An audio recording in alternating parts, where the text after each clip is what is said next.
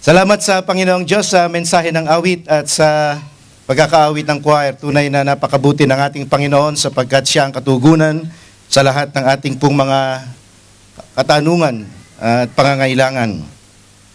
Salamat din sa ME Report na nagbigay linaw sa atin kung saan napupunta ang inyong mga kaperahan, kung saan napupunta ang inyong mga pinagkakaloob, at ito po ang goal namin ng leadership ng FCC.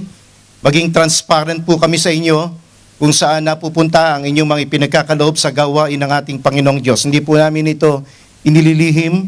Ito po ay iniuulat po natin, ini-audit po natin upang makita ninyo kung saan napupunta ang ating pong ipinagkakaloob na mga salapi para sa kaharian ng ating pong Panginoon.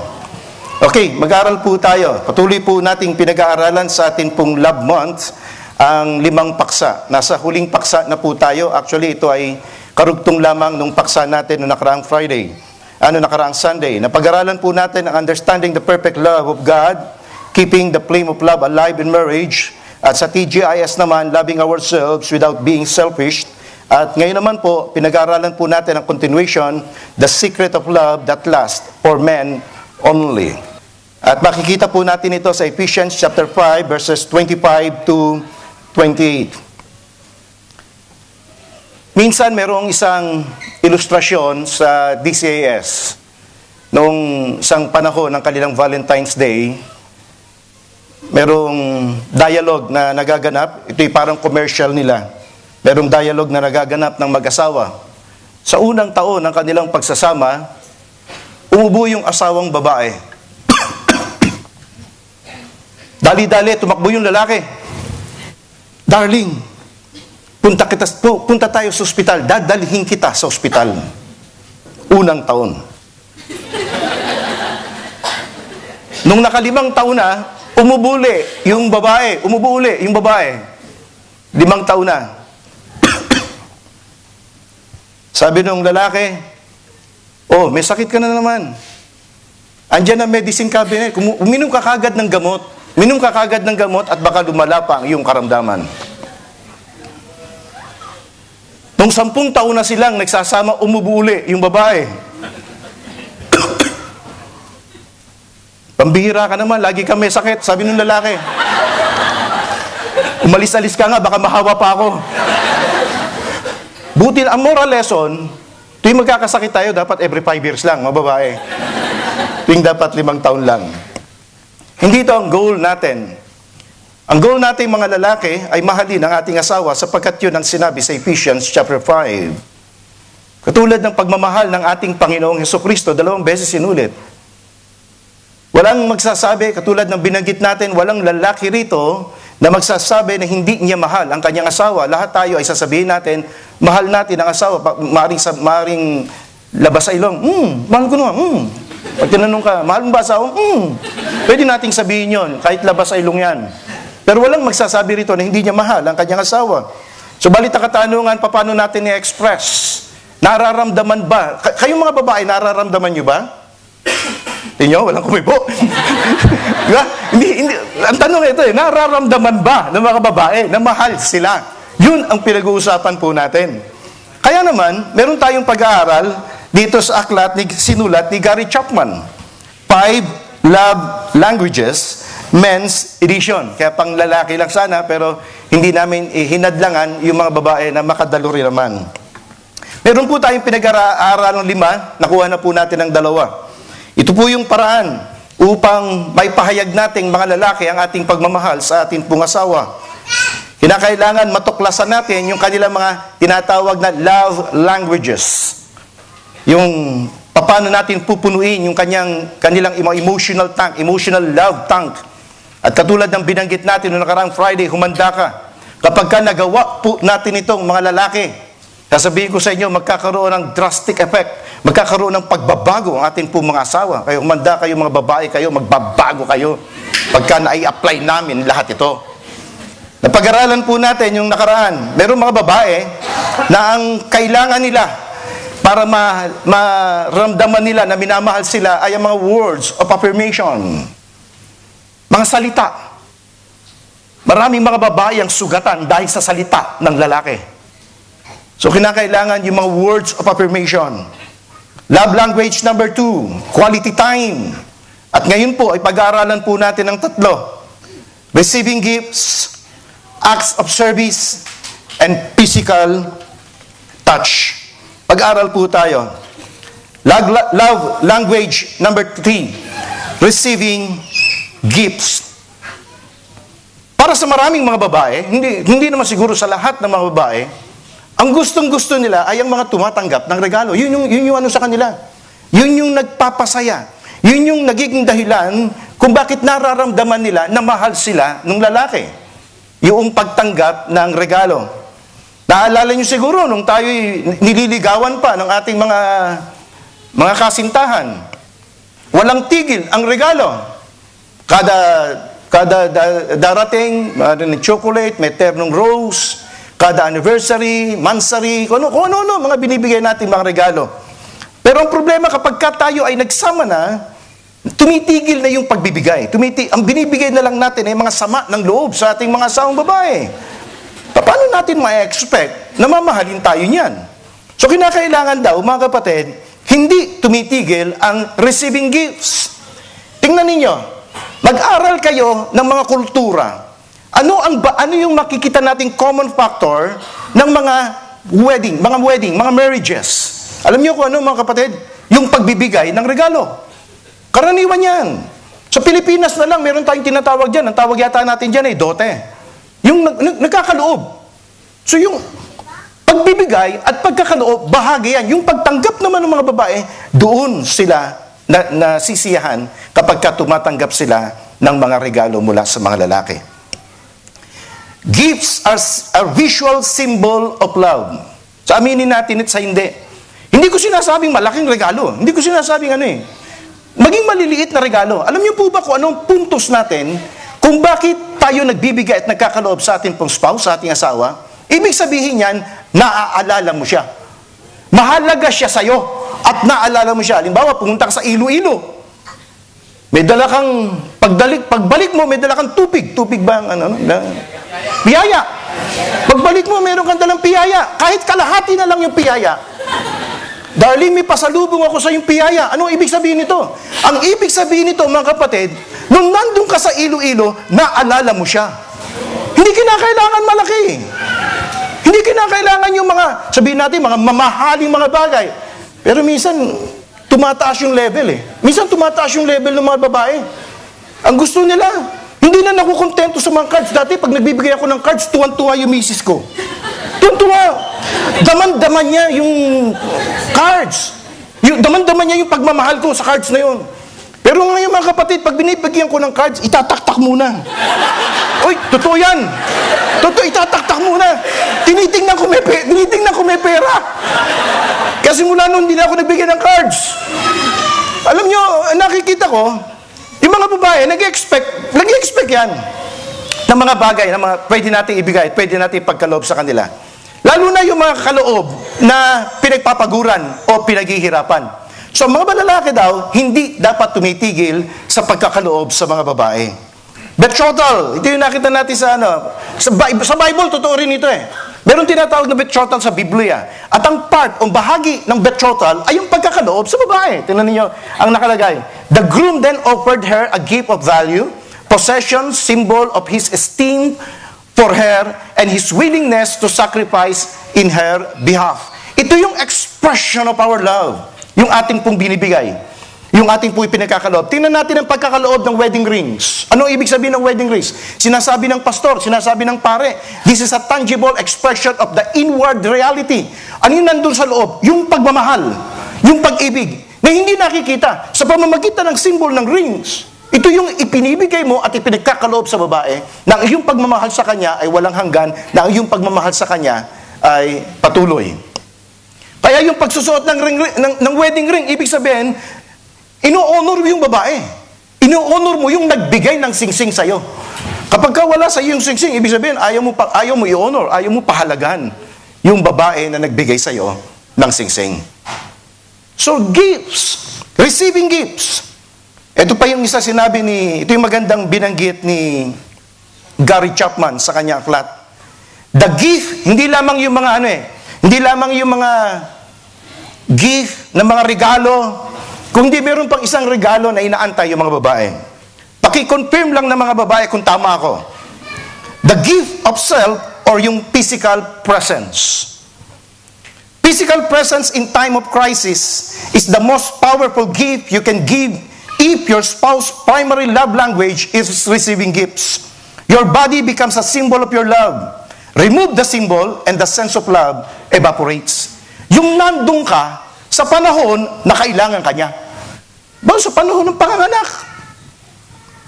Nandun ka, pinakikita mo sa kanya na mas mahalaga siya kaysa dun sa mga trabaho mo. Mas mahalaga siya kaysa dun sa mga barkada mo. Mas mahalaga siya kaysa sa basketball na panonoorin mo. Kung nandun ka sa presensya niya. Yan ang mga babae. Pinipilit kong tuklasin. Pinag-aaralan ko yung mga babae. Sabi ko, masyado yatang lumalalim yung pag-aaral ko sa mga babae. Nalilito na ako. So, pag nag-aaral ako yung mga babae, pero totoo eh. Tama eh. Kung mga anak yung babae, subukan mong padala ng 12 bulaklak, o subukan mong padala ng 24 na bulaklak, masisiyahan yan? No. Mas gusto niya na doon ka sa tabi niya. Para murahin. Di ba ganun nangyayari? Pag nakikano, di mo mumurahin ka nun eh. Mumurahin ka niyan. So, yun ang gusto niya eh. Yung nahahawakan ka, yung nakukurot ka, minapipisil sila. Hindi sila interesado sa mga nandun. Padadala ka ng mga bulaklak, padadala ka ng corona, o kung naman ipadadala mo doon. Di! Ang gusto nila sa panahon ng mga crisis, sa panahon ng mga crisis na ganoon, ay nandun ka, meron ka iniyak. Yung physical presence natin, yun ang may pagkakalob natin. Pagkatapos mumurahin ka ng mumurahin, kagagawan mo to, yan. Pagkaraan naman ng 2 linggo, ayun duli. Buntis na naman. So tingnan natin, the gift of physical presence, yun ang nakikita natin. Yung presensya natin ay isa sa pwede natin ibigay o ipagkaloob sa atin pong mga spouse. Tingnan po natin ang pangalawa. Love language number 4. The act of service. Meron mga babae na ang kanila namang love language ay yung daw act of service. Yung namumove sila. Nararamdaman nilang mahal sila kapag tinutulungan sila ng kanilang mga spouse. Saan yan? Sa mga gawaing bahay. So, gusto pala ng mga babae na tinutulungan daw sila sa mga gawaing bahay. Doing things you know your spouse would like you to do. You seek to please her by serving her. To express your love for her by doing things for her. Binabalikan ko na naman yung sarili ko nung nanliligaw ako. Sabi ko, totoo. Parang tuwan-tuwa yung babae kapag inaako mo yung ginagawa niya. Ba, naglalaba? Yung bang papasanin ko yung laban, sa ilog yun eh. Dati sa ilog pa. Pinapasan ko mula paso. Pinapani ko yun. Ang mabigat mga kapatid, yung pababa okay lang, tuyo eh. Yung papanik, basa yung nilaban, yun ang pinapani ko yun. Tuntua yung ano ko. Yung mapapangasawa ko. Tuntua yung kasintahan ko. Sipe lang naman eh. Tuntua siya. Di, tuntua. Walang halong biro. Walang dagdag yan. Nagigib din ako noon. Nagigib ako sa ilog. Sisibak din ang kahoy. Nung mag-asawa na, minsan, hinahanap-hanap daw pala ng mga babae yun. Natutulungan mo sila. Hindi lang kumikibo. Pero kapag tinulungan mo sila, doon sa gawaing bahay, meron mga babae na parang secure na secure. Parang daman-dama niya na mahal siya ng kanyang spouse. Pagka nararamdaman mo na, yung mga pinggan nagkakalantungan na, kailangan na ng tulong. Yun ang sign. Sign na yun. Pa. Andun ka lang naman sa isang kwarto. Pag nararamdaman mo na yan, pumunta ka na ron, mag-ano ka na, may tutulong ba ako sa'yo? Ano mo na? Kesa bumili ka pa ng bagong plato, mag-ano ka na ng bagong tulong. Oo! Importante yan. Saan pa? Laundry. Paglalaba. Gusto nila na tinutulungan daw niyan. Practical lang to. Mga practical tips lang to. Laundry. Yung paying bills. Pag meron pa tayong mga baby, yung pagpapalit ng mga diapers. Importante na daw yan. Pagka nagpapalit tayo ng mga diapers, yung mga repairs. Yung mga repair pala, importante yan dahil sa, pinto. Hindi man lang kayang i-repair yan eh. Hindi kaya i-repair ng mga babae yung mga pintong yan. So kapag pinakita mo sa kanya, na inire-repair mo yung pinto, hiningan ka ng tulong, sabi niya, re-repair mo yung pinto. Pag tinulungan mo sila, tuwan-tuwa yan. Dahil iniisip nila yung security mo. Iniisip ng mga babae, na-secured ako dito, ayaw ako ma-rape, ayaw ako ma-ano.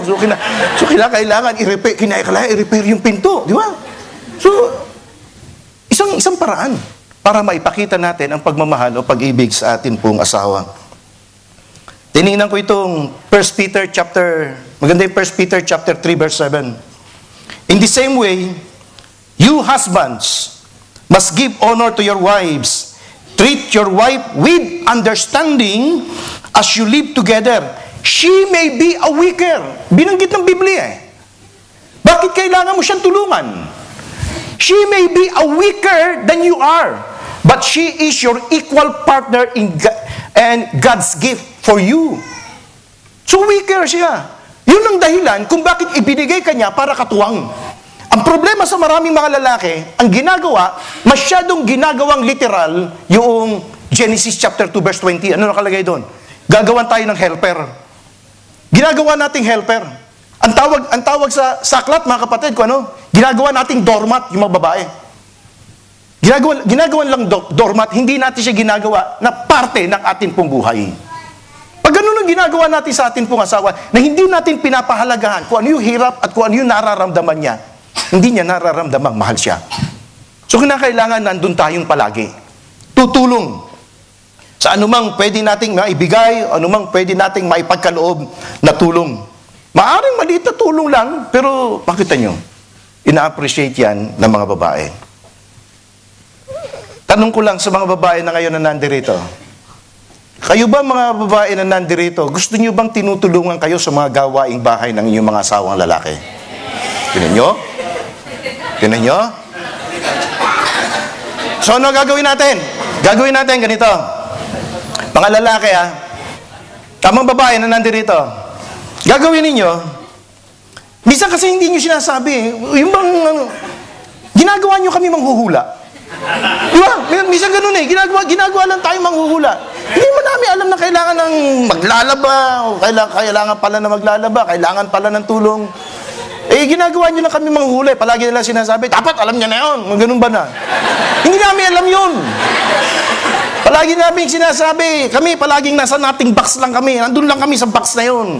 Palaging wala kami iniisip. Kaya sasabihin nyo kami, hingan nyo kami ng tulong. Maganda rin yung hinihingan tayo ng tulong. So ganito ang gagawin natin.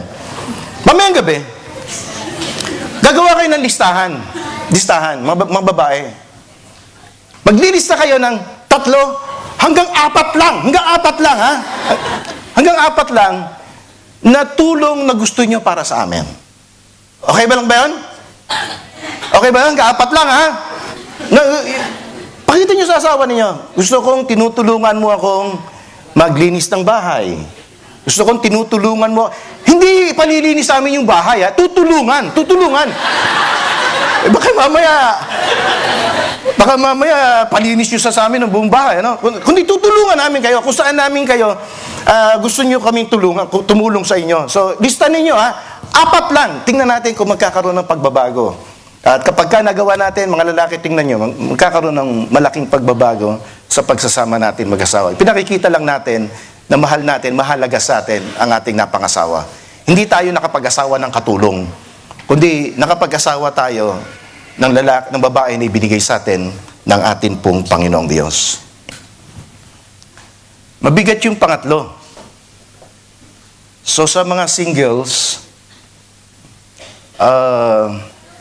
mag-ingat na lang. Total, mga matured na naman kayo. Above 18 na kayo. Kasi mga pag-uusapan sa pangatlo, dapat above 18. Yung mga below 18, medyo delikado ng konti yung mga example ko.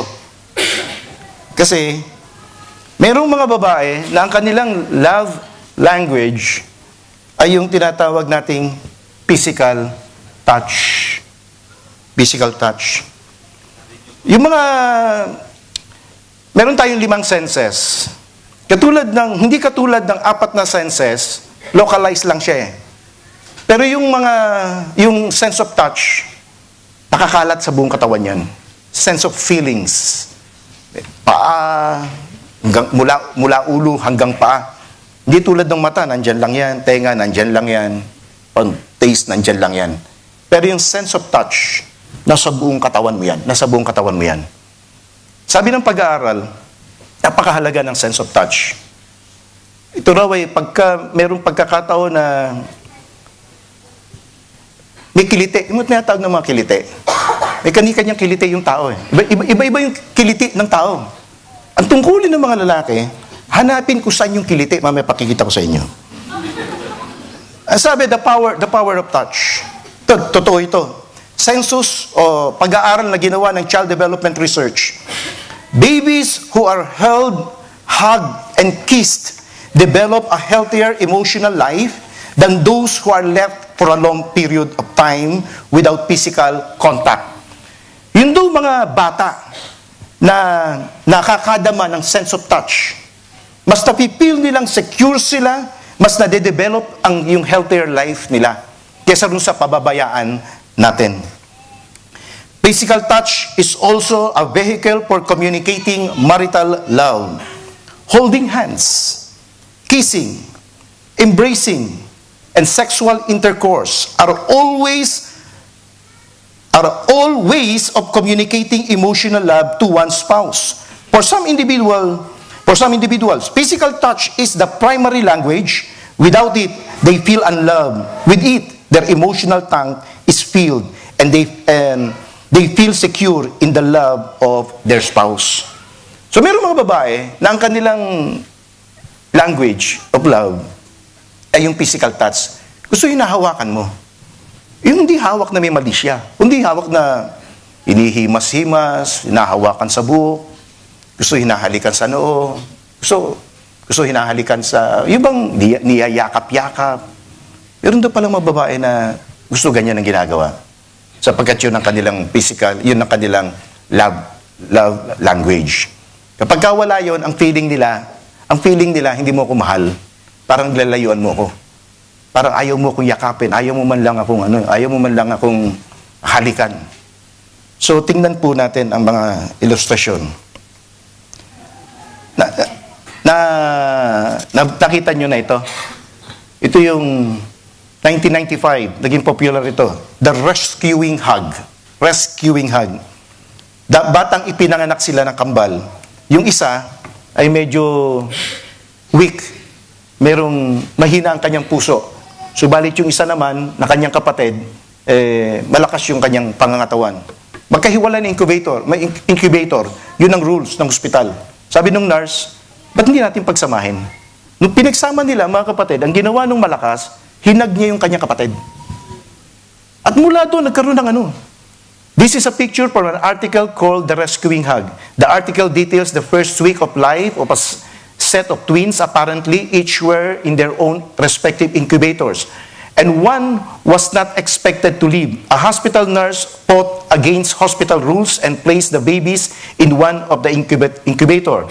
Then, they were together. The healthier of the two babies threw an arm over her sister in an endearing embrace. The smaller baby's heart rate stabilized and her temperature rose to normal.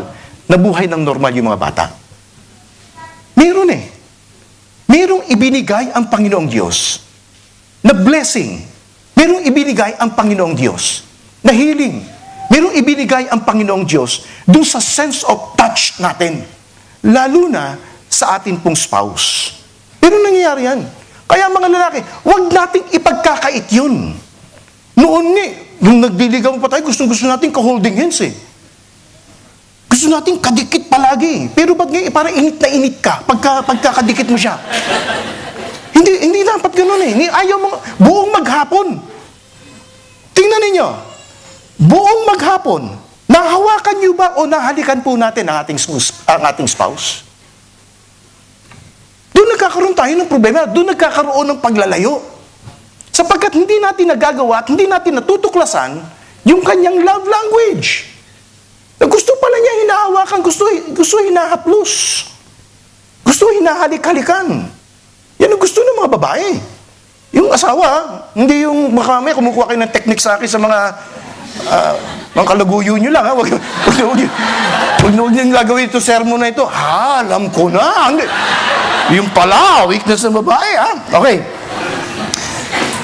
Naikwento ko na rito yung tinatawag na 20 seconds hug.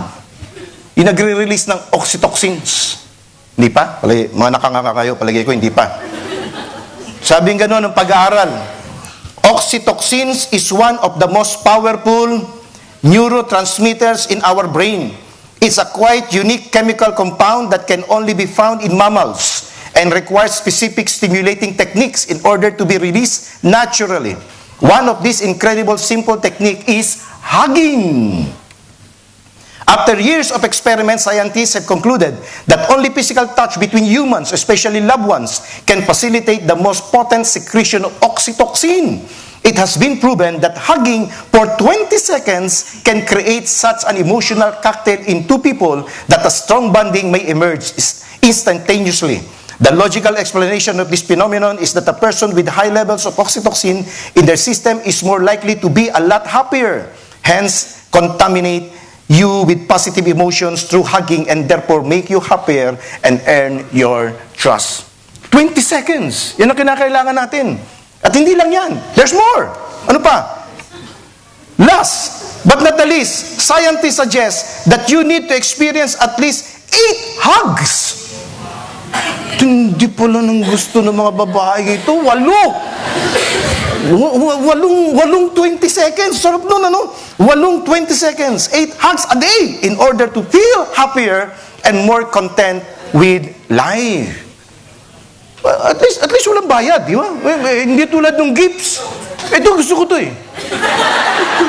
Yung physical test, gusto ko kasi walang bayad, libre. Sabi ko, ito bibigyan ko emphasis, libre. At least 8, kahit gawin ko pa yung 12, walang problema sa akin yan. Libre naman eh. Wala namang bayad yan eh. Kung merong isang lalaki na nakakaintindi sa kanyang asawa, sa mga babae, walang iba kundi si Haring Solomon. Tingnan niyo sabi ni Haring Solomon. Alam niya eh. Alam niya. Solomon 6, 7, and 8. 6 to 8. Oh, how beautiful you are. How pleasing, my love. How full of delights. You are slender. Ano? You are slender like a palm tree. And your breasts are like its clusters of fruits. I said, I will climb the palm tree and take hold of its fruits. Malinaw, ha? Malinaw tayo dito. Walang bastusan dito, walang bastos, ha? Bible to pinag-aaralan natin. May your breasts be like grape clusters and the fragrance of your breath like apples. Ang problema daw ng mga lalaki, ganito, walang mali siya, again, ha? Ito, mga ano naman tayo. Ang mga lalaki, tumatagal daw yan, orgasm, tumatagal daw yan, 2 minutes. 2 minutes. Kalas. 2 minutes yan. Ang mga babae, matindi. 7 to 14 minutes. 2 minutes, 7 to 14 minutes, yun ang ano eh. Kung baga sa sasakyan, ang lalaki high octane. Boom! Yun naman mga babae, parang diesel. Unti-unti. Unti-unti yan. Mga diesel yan. Kaya anong dapat gawin? Ang dapat daw gawin ng mga babae, ng mga lalaki, i-discover mo yung sa pamamagitan ng physical touch, yung makapagbibigay kaligayahan sa babae. Malis aside. Yun ang ibig sabihin nito. I will climb the palm tree. Hindi yung tipong, what? Kumadya! Hindi tipong ganon. Para kang manyak nun. Hindi tipong ganon. Unti-unti, I will climb. Pag nagka-climb ba kayo, bilis? Biglang ganon. Hindi. Pag nagka-climb tayo, unti-unti, di ba? I will climb the palm tree. So, unti-unti. Ganun yan. Pinag-aralan ko, binabasa ko, dapat pala tinutuklas mo, literally, dapat tinutuklas mo kung saan ang kiliti ng asawa mo. Hinahanap mo. Hanggang sa bago makarating yung 14 minutes. Hinahanap mo yan. Hawak-hawakan, hahalik-halikan. Ganyan, hahalik-halikan. Ang problema ko mga kapatid, kung ang kiliti, kasi sabi, hahalik-halikan. Kung kiliti sa puwet, sabi ko, laki problema nito. Kung mo nakita eh. Ang nakita ko, kininiit ng Diyos yun eh. Hindi naman tayo eh. Kininiit ng Diyos yung babae na ganun. Na meron tinatawag na love language siya, na nararamdaman niya na siya'y mahal, pinapahalagahan sa pamamagitan ng physical touch. Kaya, tuklasin po natin, assignment natin. Tuklasin natin kung ano yung love language. Primary. Bagamat pwede na i-apply natin lahat yan, pero tingnan natin yung primary love language ng ating pong asawa upang maramdaman niya na siya'y mahal po natin. They deserve to be loved. Katulad ng church, minahal ng ating Panginoong Kristo. Alamin natin kung ang kanyang love language ay words of affirmation, quality time, receiving gifts, acts of service, and physical touch. Tayo po yumuko. Tayo po manalangin. Panginoon, maraming salamat po sa iyo.